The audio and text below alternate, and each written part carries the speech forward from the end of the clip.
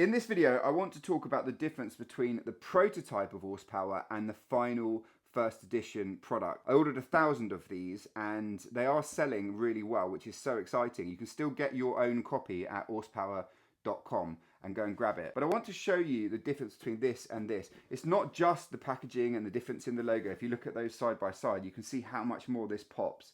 And I wouldn't have known that if I hadn't have done a prototype. But I want to show you the other things that are involved that I learnt from creating a prototype. And if you are creating a board game or any product, as a product designer myself, I do recommend that you build a prototype. It's so powerful. You learn so much. Like, I didn't even notice that this logo here was the wrong way around.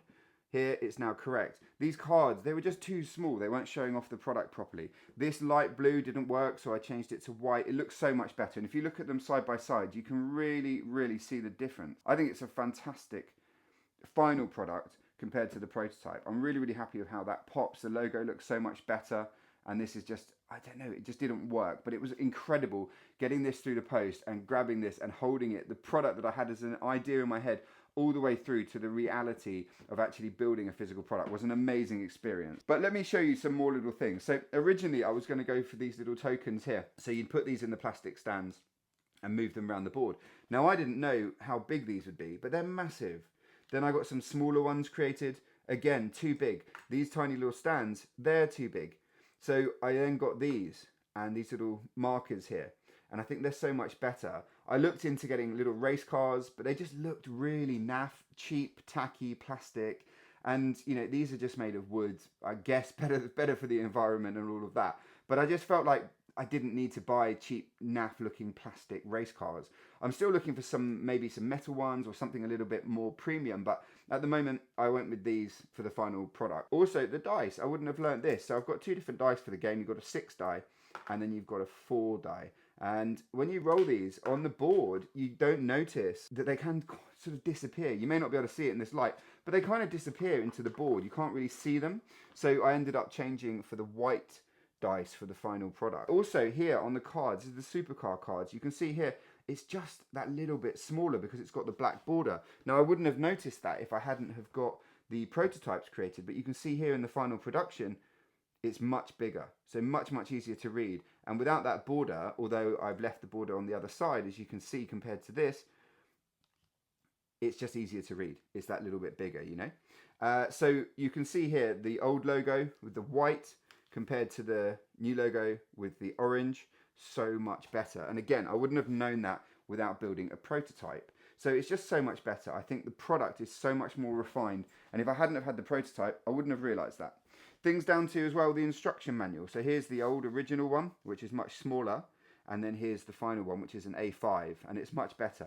And unlike a lot of board games, it's not complicated. It's literally 2 sides. It's super, super quick to play, super quick to set up, and anyone in your family can play this, even if they don't really know much about cars, because they're going to learn a lot about cars. So you've got the question here, the level, and then you've got the answers. The correct answer is highlighted in green, and then you've got an explainer. So if you didn't know that, you could then learn all about it and then understand what it is about. And there's 4 categories. You've got famous drivers, you've got classic cars, you've got supercars, and then you've got motorsport.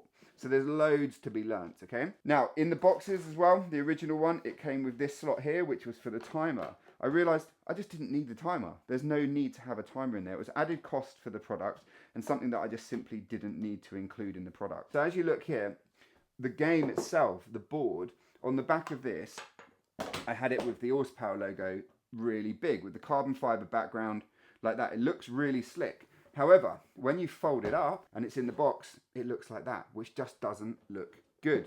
So when you open the box, it was coming in and looking like that. Just doesn't look that good. So the final board, I changed it so it was just in one corner. So now when you open it up, it now looks like that. Much, much more slick, much more refined, and a much better looking product. Also, if you look here on the prototype, because I tested it a lot, you can see that the cardboard edge here is starting to come away and there's a tear. So can you see the tear here? So this started to happen with the board. So I realized that it wasn't the best quality on the prototype. So I've completely changed the board. So there's absolutely no way that this can crack, because I went for a more premium board, and it's now covered completely, so there's no exposed cardboard. Like if you look at this one here, you can see, if I zoom in there, you can see the exposed, try and get the focus, you can see the exposed cardboard there. Whereas with this one, there is no exposed cardboard. It's a much more premium product. So again, I wouldn't have noticed that if I hadn't have gone down the prototype route, and I'd have ordered 1,000 of these, and then they would start to crack, and I'd realize actually this isn't a good enough product to sell to my wonderful customers. So you can see here it's also peeling away. So yeah, I really had to fine tune this and refine the product, but it's so much better now. So I'm really, really happy that I went through that and chose to have a more premium board.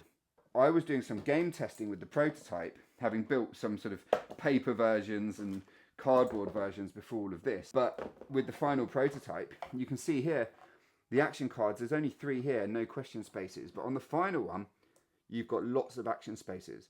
Action cards can take you forwards or backwards. So for example, with an action card, you can go forward or backward. This one will be a negative, so you go backwards. Engine overheating. Overheating forces you to go back. To back off, slowing your pace, move back 2 spaces. So you could be here about to win the race and get over the finish line. You pull a action card and it sends you back. Now some of these are absolutely brutal, and you go back behind the slowest driver. So you could actually be winning and about to celebrate your victory, and then be back to the very, very back of the grid, back behind the slowest car, and lose the game. There's so much going on with the questions and then the action cards. You'll learn a lot and you'll experience all things automotive, because it is like a real race as well. So a little bit like snakes and ladders, you can go forwards or you can go backwards, you can progress or go backwards in the game, but also with the trivia element, with the questions. Okay, so you've got all of these question spaces here.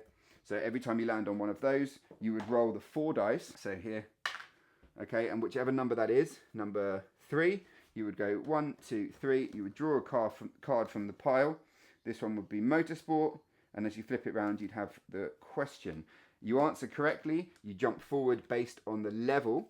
So let's say this one here, this would be a level 1. So you would jump forward 1 space, and it goes up to level 3. So if you got level 3, you jump forward 3 spaces, and if you got into a level 1, you jump forward 1 space. So very, very simple gameplay, but really, really fun. And anybody can play it. It's super simple. The other thing that I wanted to do, and just wanted to highlight in this video, is you've got spaces here. So if you own a brand, or if you own a company or a business, whatever, you can actually advertise with me. So the next production run, you can actually have your brand here with a QR code. We can put you on the website, on our social media, and also on the board, so that you can have a evergreen product advertising. So you can be seen on these boards forever. For as long as they are in existence. Okay, so something slightly different than most board games, you can actually be part of it as well. And if you wanted to have your own custom board designed for your brand, I can help you with that as well. So there's loads to get involved with. I've also got the football game, and I'm in development of the 3rd game at the moment as well. So the football one's coming out really soon. Really excited about that. So yeah, loads going on with this, but I just wanted to show you in this video what the difference is between the prototype and the final 1st edition production run.